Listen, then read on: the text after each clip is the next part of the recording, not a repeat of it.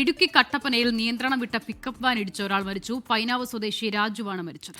നിയന്ത്രണം നഷ്ടപ്പെട്ട് നിരവധി വാഹനങ്ങളിൽ ഇടിച്ച പിക്കപ്പ് വാൻ വ്യാപാര സ്ഥാപനത്തിൽ ഇടിച്ചാണ് പിന്നീട് നിന്നത്. രാഹുൽ വിജയൻ ഇടുക്കിയിൽ നിന്ന് ചേരുന്നതിന്റെ കൂടുതൽ വിവരങ്ങളുമായി. രാഹുൽ, വിശദാംശങ്ങൾ.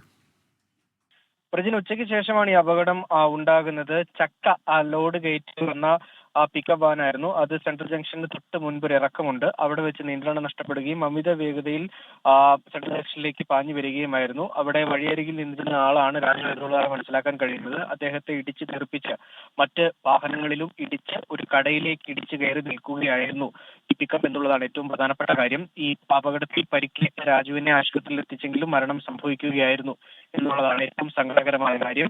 എന്താണ് വണ്ടിക്കുണ്ടായ തകരാർ എന്നതടക്കമുള്ള കാര്യങ്ങൾ വിശദമായിട്ട് പരിശോധിക്കുകയാണ്. ശരി, രാഹുൽ വിജയനാണ് വിവരങ്ങൾ നൽകിയത്.